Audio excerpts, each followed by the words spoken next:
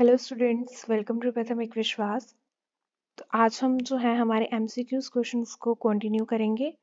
आज के हमारे इस टॉपिक में आपके बहुत इंपॉर्टेंट एमसीक्यूज क्वेश्चंस रहेंगे जो कि आपके एग्जाम पॉइंट ऑफ व्यू से काफ़ी इंपॉर्टेंट है।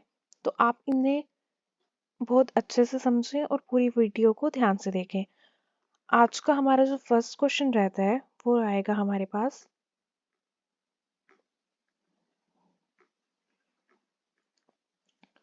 What is the primary purpose of income statement? हमारी जो इनकम स्टेटमेंट रहती है उसका प्राइमरी पर्पस क्या है, यानी कि हमारी इनकम स्टेटमेंट को बनाने का जो प्राइमरी मोटिव रहता है वो क्या रहता है। अब इनकम स्टेटमेंट क्या है? इनकम स्टेटमेंट ही का दूसरा नाम है प्रॉफिट एंड लॉस स्टेटमेंट।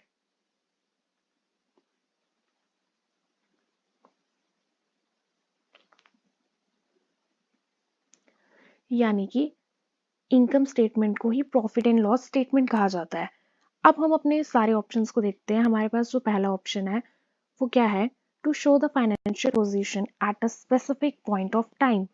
अब हम ये जानते हैं कि हमारी जो फाइनेंशियल पोजीशन है वो कौन बताता है? वो हमेशा जो है वो बैलेंस शीट शो करती है। यानी कि जब भी हमें अपनी कंपनी के फाइनेंशियल पोजीशन जाननी है, हमें ये देखना है कि हमारी कंपनी फाइनेंशियली क्या वर्क कर रही है, कैसा वर्क कर रही है, तो वो हमें सिर्फ बैलेंस शीट से ही पता चलता है। तो फर्स्ट ऑप्शन हमारा ऑटोमेटिकली इनकरेक्ट हो जाएगा। अब इसके बाद हमारा नेक्स्ट ऑप्शन आता है to displace the cash flow of a business. अब हमारे कैश फ्लोज कहाँ पर शो किए जाते हैं? हमारे कैश फ्लो जितने भी रहते हैं वो बिजनेस के, वो सारे के सारे कैश फ्लो स्टेटमेंट्स में शो किए जाते हैं। तो मतलब ये ऑप्शन भी हमारा जो है वो इनकरेक्ट हो जाएगा। अब इसके बाद हमारा नेक्स्ट ऑप्शन आता है to present the revenue expenses and profit और losses over a specific period. यानी कि प्रेजेंट हमारे कंपनी में जितना भी प्रॉफिट हो रहा है, जितना भी लॉस हो रहा है, जो भी रिवेन्यू हो रहे हैं, जो भी एक्सपेंसेस हो रहे हैं, उन सबको शो करने का, प्रेजेंट करने के लिए ही इनकम स्टेटमेंट बनाई जाती है। तो हमारा सी ऑप्शन जो है वो आएगा करेक्ट ऑप्शन। क्योंकि इनकम स्टेटमेंट हम क्यों बनाते हैं? इनकम स्टेटमेंट हम बनाते हैं इसी पर्पज से कि हमारा जो revenue, expenses, profit and losses हो रहे हैं उन सबको एक प्रॉपर वे में जो है वो रिप्रेजेंट किया जाए।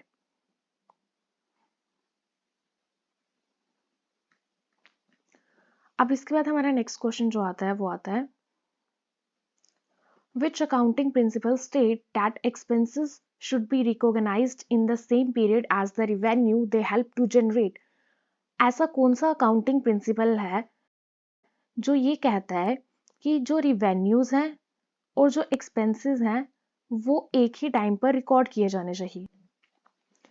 अब हमारा जो मैचिंग प्रिंसिपल है अकाउंटिंग का वो किसके अंदर आता है? वो आता है एक्यूरल अकाउंटिंग के अंदर। मैं आपको एक्यूरल अकाउंटिंग अपनी पहली वाली वीडियो में भी एक्सप्लेन कर चुकी हूँ। मैचिंग प्रिंसिपल जो है वो हमारा आता है एक्यूरल अकाउंटिंग के अंदर। और हमारा मैचिंग प्रिंसिपल क्या कहता है कि हमारे जितने भी रिवेन्यूज हो रहे हैं और जितने भी एक्सपेंसेस हो रहे हैं उन सबको हमें क्या करना चाहिए? सेम टाइम पर रिकॉर्ड करना चाहिए। क्योंकि जब हम रिवेन्यू और एक्सपेंसेस को सेम टाइम पर रिकॉर्ड करेंगे तो हमें अपनी कंपनी की सही फाइनेंशियल परफॉर्मेंस जो है वो पता चलती है। यानी कि अपनी कंपनी की ट्रू फाइनेंशियल परफॉर्मेंस हमें कब पता चलती है? जब हम रिवेन्यू और एक्सपेंसेस को एक ही टाइम पर रिकॉर्ड करते हैं। और ये हमारा किस प्रिंसिपल के अंदर आता है? ये हमारा आ जाता है मैचिंग प्रिंसिपल के अंदर। तो हमारा जो करेक्ट ऑप्शन हो जाएगा वो हो जाएगा मैचिंग प्रिंसिपल।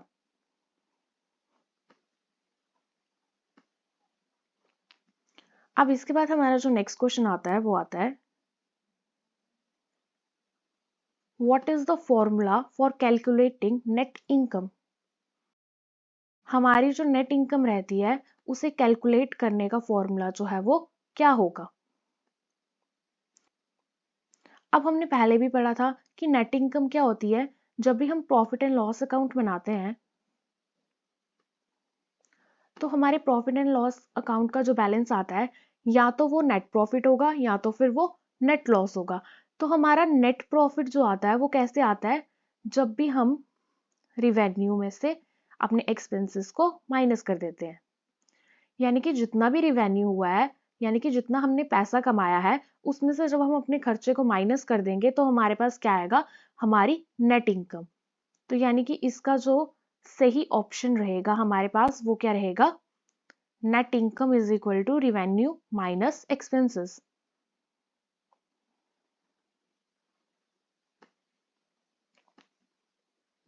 अब इसके बाद हमारा नेक्स्ट क्वेश्चन आ जाता है,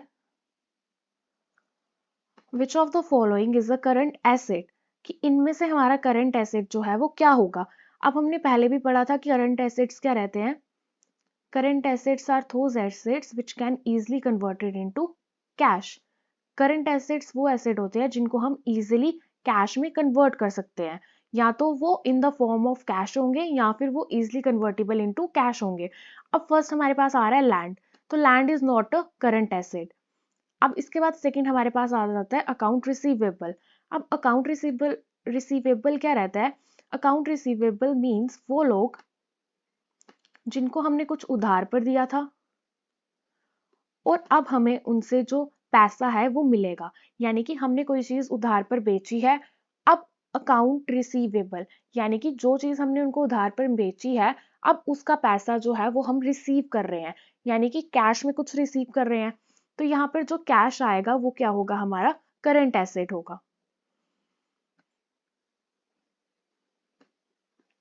अब इसके बाद हमारा जो नेक्स्ट क्वेश्चन आता है वो है, what does the term EBITDA stands for. जो जो टर्म है हमारे पास EBITDA, उसकी फुल फॉर्म क्या है या फिर वो किसके लिए है। अब फर्स्ट आता है earning before interest tax depreciation and amortization। Second आता है expenditure based on income and tax deduction analysis. Third आता है estimated business income tracking and development assessment, and the last one is equity balance with interest taxes and depreciation। अब इसमें हमारा जो first option है वो करेक्ट ऑप्शन है। हमारा जो EBITDA होता है वो क्या कहता है, यानी कि उसकी फुल फॉर्म क्या रहती है हमारे पास, earning before interest taxes depreciation and amortization. यानी कि अब हम एक एग्जाम्पल के थ्रू इसको देखते हैं। फॉर एग्जाम्पल एक कंपनी का प्रॉफिट हो रहा है 100 करोड़। अब इसमें से वो 10 करोड़ जो है वो इंटरेस्ट पे कर रही है, यानी कि कंपनी ने अपनी फंक्शनिंग के लिए कुछ ना कुछ लोन लिया था। अब उस पर उसे जो इंटरेस्ट पड़ रहा है वो कितने का पड़ रहा है, 10 करोड़ का पड़ रहा है। यानी कि 100 करोड़ उसका प्रॉफिट है, अब हम उसमें ऐड कर रहे हैं 10 करोड़। 10 करोड़ क्या है, वो इंटरेस्ट जो वो अपने प्रॉफिट में से पे कर रही है, यानी कि ये वो इंटरेस्ट है जो कंपनी ने पे किया था उसके लिए जो उसने लोन लिया था। अब हम अगर कोई लोन ले रहे हैं तो उसका इंटरेस्ट हम कहाँ से देंगे, हम उसका इंटरेस्ट अपने प्रॉफिट में से देंगे। जब भी कोई कंपनी लोन लेती है वो उसका इंटरेस्ट कब दे सकती है, वो कब है एबल उसका इंटरेस्ट देने के लिए, जबकि उसे कुछ प्रॉफिट होगा। जब भी उसे कुछ प्रॉफिट होगा वो अपना इंटरेस्ट उसी में से जो है वो पे करती है। अब हम इसको ऐड कर देते हैं। अब इसके बाद उस कंपनी को कुछ टैक्स भी पड़ा होगा। फॉर एग्जाम्पल हम मान लेते हैं 10 करोड़ उसको जो है वो टैक्सेशन कॉस्ट पड़ी है। अब ये जो 10 करोड़ टैक्सेशन कॉस्ट पड़ी है ये भी उसने अपने प्रॉफिट में से दी होगी, तो हम इसे भी अपने प्रॉफिट में ऐड कर लेते हैं। अब इसके बाद आ जाता है डेप्रिसिएशन। अब हम मान लेते हैं उस कंपनी की डेप्रिसिएशन भी है 10 करोड़ और उसकी एमोर्टाइजेशन है 5 करोड़। अब एमोर्टाइजेशन क्या होता है, एमोर्टाइजेशन जो है वो है decreasing value of intangible asset. यानी कि जब भी हमारे किसी इंटेंजिबल एसेट्स की वैल्यू जो है वो डिक्रीज होती है तो उसे हम एमोर्टाइजेशन कहते हैं। जब भी किसी इंटेंजिबल एसेट की वैल्यू डिक्रीज हो रही है और हम उसे रिकॉर्ड करते हैं उसे एमोर्टाइजेशन कहा जाता है। For example goodwill, patents, copyright, जब भी इनकी वैल्यू डिक्रीज होती है हम उसे रिकॉर्ड करते हैं और उसी प्रोसेस को एमोर्टाइजेशन कहा जाता है। अब यहाँ पर हमारे पास क्या आ गया, जब हम इन सारी चीजों को ऐड कर देंगे तो हमारे पास क्या आएगा, earning before interest, taxes, depreciation and amortization। यानी कि हम सिंपल वे में ये कह सकते हैं कि हमारी जितनी भी अर्निंग हुई है, हमारे टैक्स देने से पहले, इंटरेस्ट देने से पहले, डेप्रिसिएशन निकालने से पहले एंड amortization निकालने से पहले। तो EBITDA का मतलब क्या रहता है हमारे पास? Earning before interest, taxes, depreciation and amortization। यानी कि हमारी जितनी भी अर्निंग रही है इन सबको निकालने से पहले। तो हम क्या करते हैं, हमारा जो प्रॉफिट आया है उसमें हम ये सारी चीजें ऐड कर देते हैं। तो हमारे पास क्या आ जाता है? हमारे पास आ जाती है earning before interest, tax, depreciation and amortization। अब इसके बाद हमारा जो नेक्स्ट क्वेश्चन आता है वो आता है,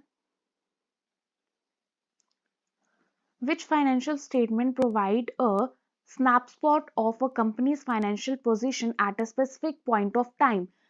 ऐसी कौन सी फाइनेंशियल स्टेटमेंट है जो हमें अपनी कंपनी की फाइनेंशियल पोजीशन बताती है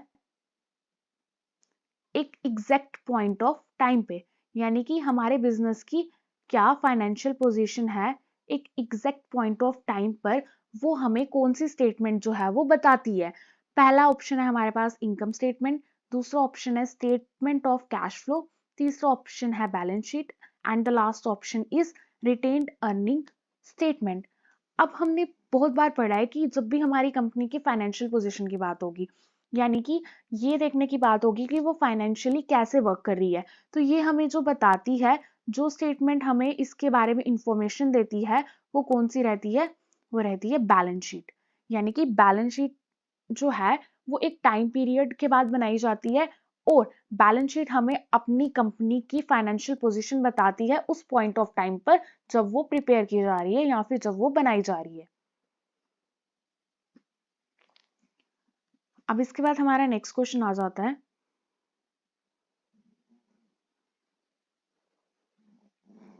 how is quick ratio calculated? जो क्विक रेशियो रहती है हम उसे कैसे कैलकुलेट करते हैं? अब क्विक रेशियो क्या होती है? अब क्विक रेशियो किसे कहा जाता है? अब क्विक रेशियो मींस कि कंपनी जो है वो कितना इजीली अपनी जो करंट लाइबिलिटीज है उनको पे कर सकती है।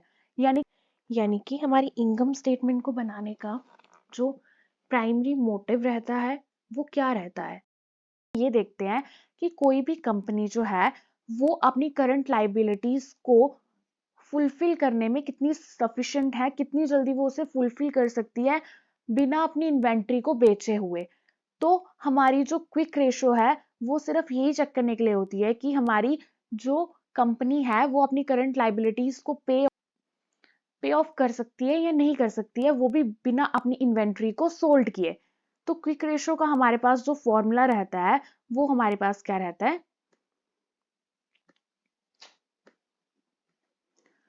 Current assets minus inventory divided by current liabilities. तो हमारा जो करेक्ट ऑप्शन रहेगा वो रहेगा ऑप्शन नंबर ए।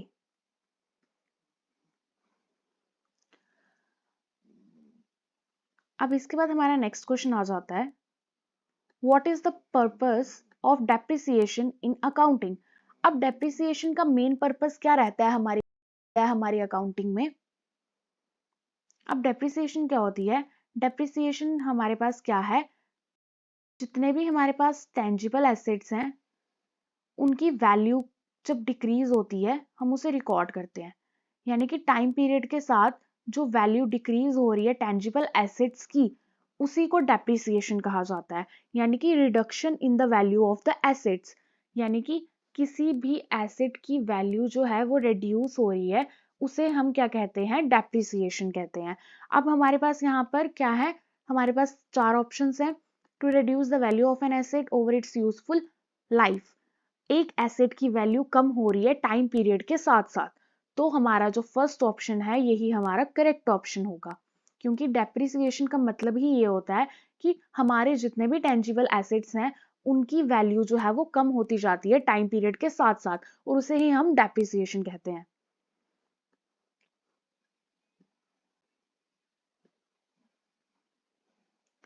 अब इसके बाद हमारा जो नेक्स्ट क्वेश्चन आ जाता है वो क्या आता है, इन double entry accounting for every For every debit entry, there must be a corresponding.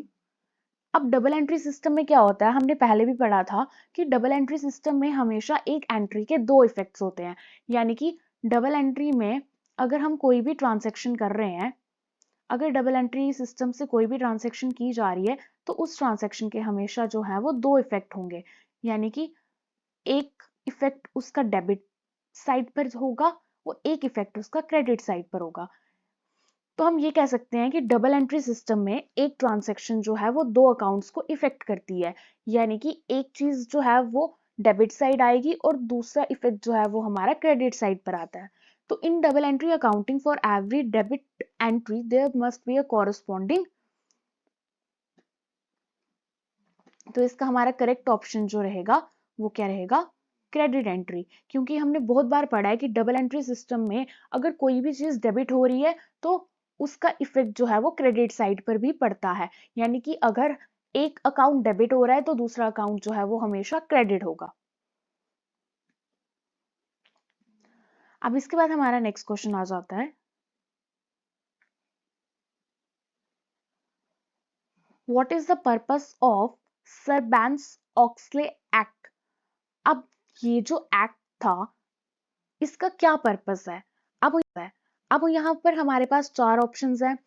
पहला ऑप्शन आता है टू रेगुलेट इंटरनेशनल ट्रेड, दूसरा है to enhance corporate governance and financial reporting, third है to establish environmental accounting standards and the last one is to govern taxation policies. अब Sarbanes act है, ये कब लाया गया था, ये 2002 में लाया गया था। अब इस एक्ट में क्या कहा गया था कि हमारा जितना भी क्या हो रहा है, फ्रॉड हो रहा है, यानी कि हमारा जितना भी कॉर्पोरेट फ्रॉड हो रहा है,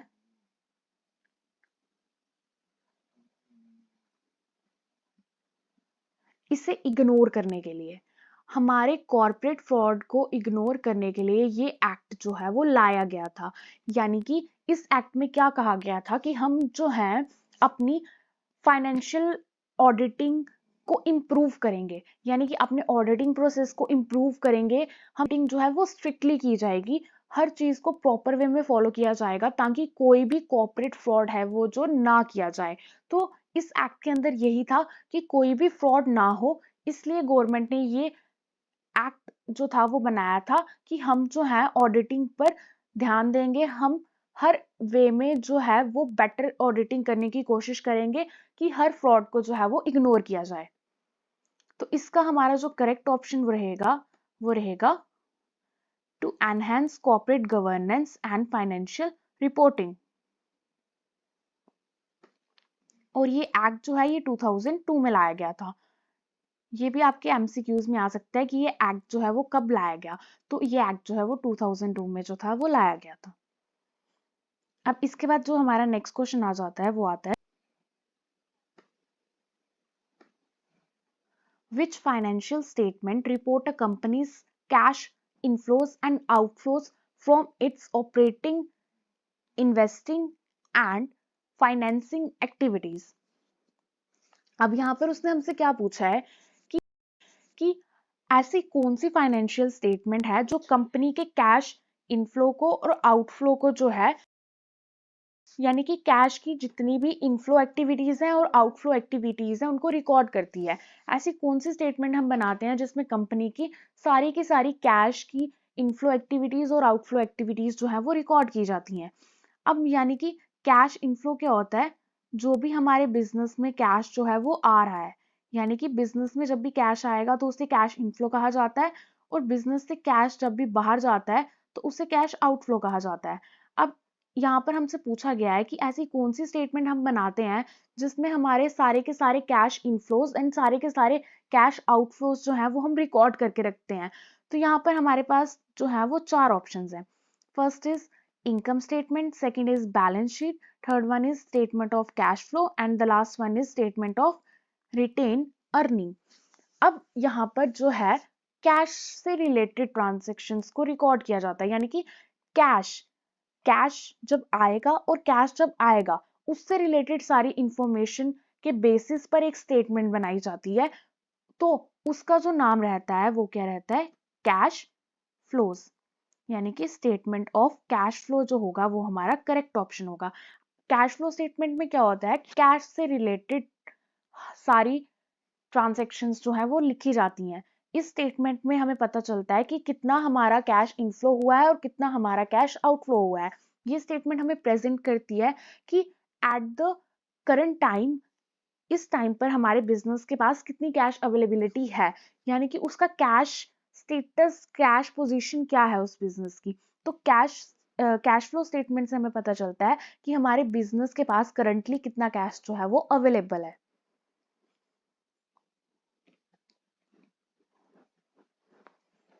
अब इसके बाद हमारा जो नेक्स्ट क्वेश्चन आता है वो आता है,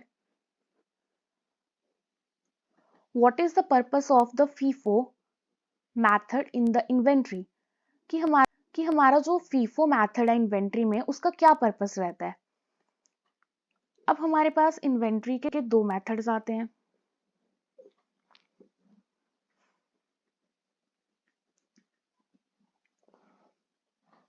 एक आता है फीफो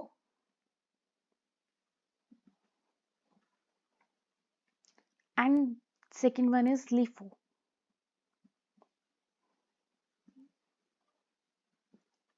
अब लीफो क्या है और फीफो क्या है। अब फीफो की फुल फॉर्म रहती है first in first out, first in first out, and LIFO की फुल फॉर्म रहती है लास्ट इन फर्स्ट आउट। यानी कि इसके नाम से ही हम कह रहे हैं कि जो चीज पहले आई है वो पहले जाएगी, और ये इसके नाम से हमें क्या पता चल रहा है कि जो चीज लास्ट में आई है वो पहले जाएगी। अब फीफो में भी हमारा जो है वो यही रहता है। अब फीफो हमें क्या कहता है कि जो इन्वेंट्री या फिर जो भी स्टॉक हमने पहले लाया है, पहले खरीदा है, उसे हम पहले सेल्स करेंगे, उसे हम पहले सेल करेंगे। जो भी चीज हमने बिजनेस में पहले लाई है, यानी कि जो भी चीज हमने बेचने के लिए कोई भी इन्वेंट्री या फिर हम कह सकते हैं कि कोई भी स्टॉक जो हमने पहले लाया है उससे हम पहले सेल्स करते हैं। फर्स्ट इन फर्स्ट आउट में फीफो मेथड में क्या होता है, जो भी चीजें पहले लाई गई हैं उन्हें पहले सेल किया जाता है। और लास्ट इन फर्स्ट आउट में क्या होता है, जो भी चीजें हमने लास्ट में खरीदी हैं उन्हें पहले सेल किया जाएगा। यानी कि हम सिंपल वे में ये कह सकते हैं कि फीफो में जो भी चीज हमने पहले लाई है उसे पहले सेल करेंगे, और लीफो में जो भी चीज हमने लास्ट में लाई है। अब यहाँ पर हमारे पास जो है वो चार ऑप्शंस हैं। The first one is to value the most recent acquire inventory first, second one is to value the oldest inventory first, and the last one is to value inventory at the average cost. अब हमने क्या पढ़ा, FIFO में क्या होता है, जो पहले लाया गया है उसे पहले बेचा जाएगा। तो यहाँ पर हमारा जो करेक्ट ऑप्शन रहेगा वो कौन सा रहेगा, वो हमारा रहेगा बी पार्ट, यानी कि to value the oldest inventory first. यानी कि जो पुरानी चीज है, जो हमने पहले से लाकर रखी है, उसे हम सबसे पहले बेचेंगे। कोई पुराना स्टॉक हमारे पास अगर पड़ा है तो वो हम पहले सेल करेंगे। फीफो में जो पुरानी चीज है उसे हम पहले सेल करते हैं। अब इसके बाद हमारा जो नेक्स्ट क्वेश्चन आता है वो आता है,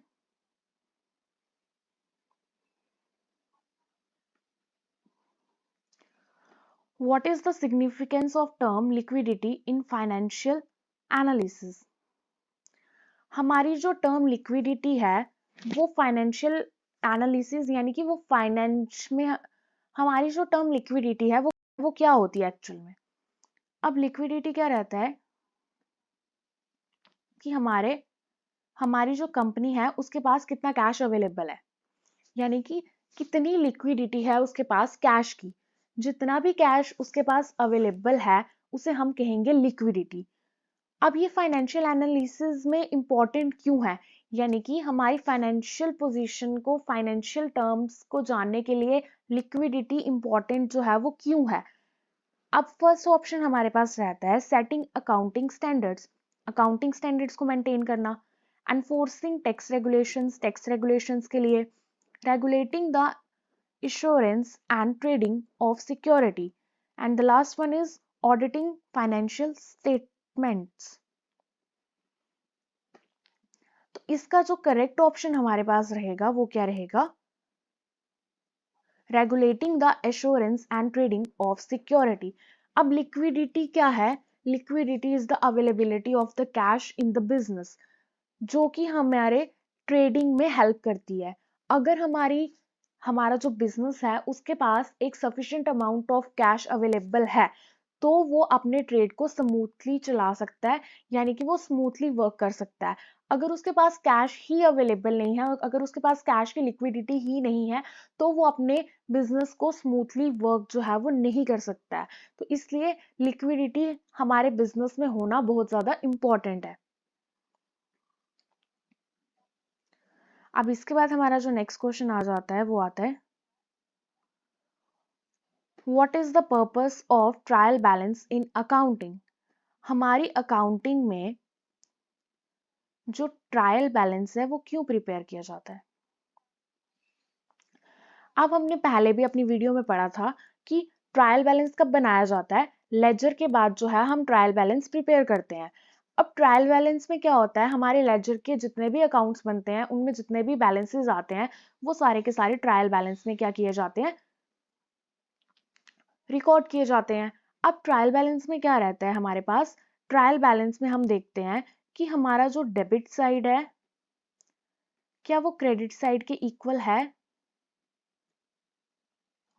और अगर हमारा जो डेबिट साइड है वो क्रेडिट साइड के इक्वल आता है तो यानी कि हमने, और अगर हमारी जो डेबिट साइड है वो क्रेडिट साइड के इक्वल है, यानी कि हमारा ट्रायल बैलेंस बिल्कुल करेक्ट है, यानी कि वो शो करता है हमारी अर्थमेटिकल एक्यूरेसी।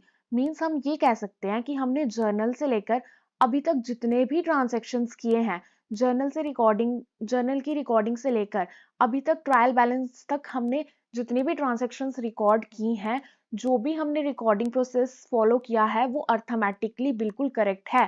ट्रायल बैलेंस का ट्रायल बैलेंस में जब भी डेबिट बैलेंस क्रेडिट बैलेंस के इक्वल आता है तो वो हमें अपनी अर्थमेटिकल एक्यूरेसी शो करता है। तो ट्रायल बैलेंस का एक बहुत इंपॉर्टेंट पर्पस बनाने का ये भी रहता है कि वो हमें हमारी अर्थमेटिकल एक्यूरेसी बताएगा, यानी कि ये हमें बताता है कि अभी तक के अकाउंटिंग प्रोसेस में हमने कोई एरर तो नहीं किया है। अगर कोई भी एरर हुआ है तो हमारा डेबिट बैलेंस जो है वो क्रेडिट बैलेंस के इक्वल नहीं आता। तो ट्रायल बैलेंस जो है वो हमें क्या शो करता है? अर्थमेटिकल एक्यूरेसी शो करता है हमारी अकाउंटिंग की। अब इसमें हमारे पास 4 ऑप्शन आते हैं। To summarise financial transaction for the entire year, पूरे साल की फाइनेंशियल ट्रांजैक्शंस को इकट्ठा करना। To identify error in the accounting records, to calculate the net income of the business, to record adjusting entries. तो हमने अभी अभी पढ़ा कि जो हमारा ट्रायल बैलेंस है वो क्या करता है?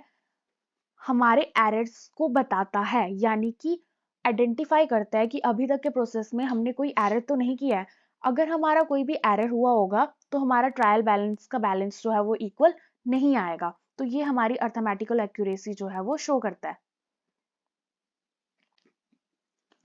अब इसके बाद हमारा आज का जो लास्ट क्वेश्चन रहता है वो है,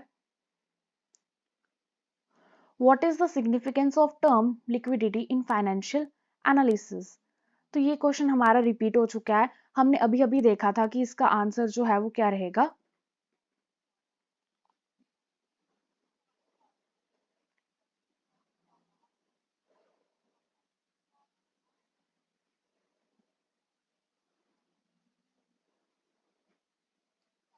it measure a company's ability to meet short term obligations.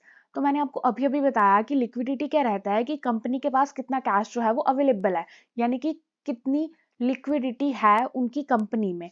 तो अगर हमारे पास कैश अवेलेबल होगा तो ही कंपनी जो है वो एबल होगी अपनी शॉर्ट टर्म लाइबिलिटीज को पे करने के लिए, यानी कि जो भी उसने शॉर्ट टर्म लोन लिया है या फिर जो भी उसने किसी से उधार पर चीजें ली हैं वो तभी उनको वापस कर सकती है, वो उन्हें तभी पैसे दे सकती है जब उसके पास खुद की कंपनी में क्या होगी? लिक्विडिटी होगी, यानी कि जब उसके पास खुद लिक्विड फॉर्म में पैसा रखा होगा तो ही वो अपनी शॉर्ट टर्म लाइबिलिटीज को पे ऑफ कर सकती है, यानी कि तो ही वो अपने उधार दे सकती है। तो इसका जो करेक्ट ऑप्शन रहेगा हमारे पास वो क्या रहेगा, it measures a company's ability to meet short term obligation, यानी कि ये मेजर करता है कि हमारी कंपनी जो है वो शॉर्ट टर्म लाइबिलिटीज पे कर सकती है या नहीं कर सकती है। तो ये हमारा आज लास्ट क्वेश्चन था। Thank you for watching. Thank you for watching.